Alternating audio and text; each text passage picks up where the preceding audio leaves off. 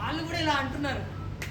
బాబా సిగ్నంగా నన్నే చూసి సైగా చేస్తాంటే సిద్ధమే బావా సిగ్ని కుండెలోన నువ్వే కూరే గడతాంటే సిద్ధమే బావా సిగ్నంగా నన్నే చూసి సైగా చేస్తాంటే సిద్ధమే బావా సిగ్ని కుండెలోన నువ్వే కూరే గడతాంటే సీర కొంగు సిద్ధమన్నది నిన్ను కొంగు కట్టుకోమని ప్రేమ రంగునే పూసుకొని చేసుకుంటా నిన్ను నవాణి సిద్ధమే బావా చెప్పుకుంటా అదే వదుల్ని సల్లంగా చూడమని సిద్ధమే బావా చేసుకుంటా నున్నావా. సారీ లిరిక్స్ కొంచెం అడిషనల్ రెసిపీ అనుకుంటాను సార్. సో సార్ వాళ్ళు కూడా ఇచ్చారు. నేను వెళ్ళా మాట్లాడుతుంటే సార్ నా పుట్టు పూర్వోత్తరం మొత్తం చెప్తున్నాడు. షాక్ అయిపోయింది నేను.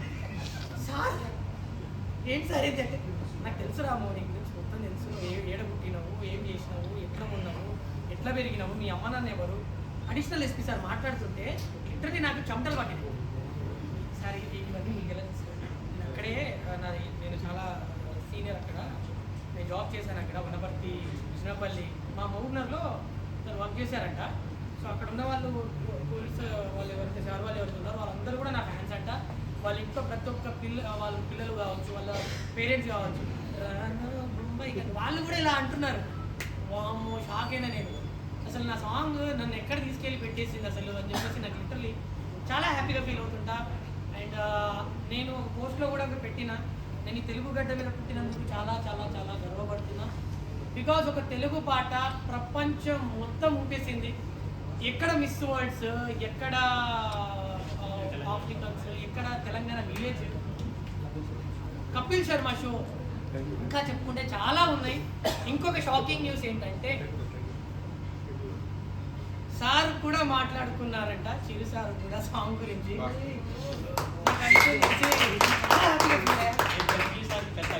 ఎస్ మేమైతే లిటరలీ సార్ అడిగితే డెడికేటెడ్ ఈ సాంగ్. ఎస్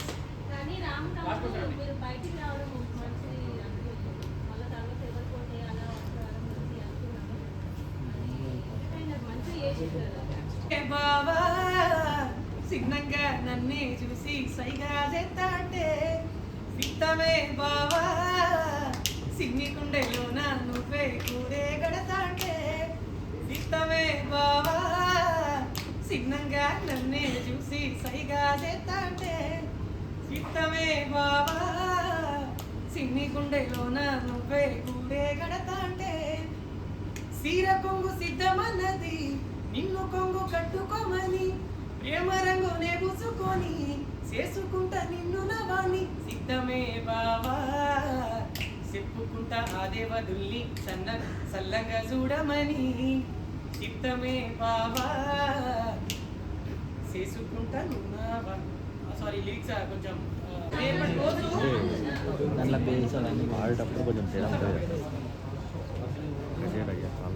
ఒక్కొక్కరికి నేను సమాధానం చెప్పాల్సి వస్తుంది. రేపు నేను బయటికి వెళ్ళిపోతే నా ఓన్గా నాకు ఆ విషయం తెలుసు. నేను వాళ్ళ క్వశ్చన్కి నేను ఆన్సర్ ఇవ్వగలగాలి. కానీ నన్ను ప్రేమించే వ్యక్తులు, నాకు సపోర్ట్ చేసే వ్యక్తులు ఖచ్చితంగా అర్థం చేసుకునే మైండ్ సెట్తో కలిగి ఉన్న వాళ్ళే ఉంటారు అని చెప్పి నేను ప్రగాఢ నమ్మకంతో నేను బయటకు వచ్చిన. సో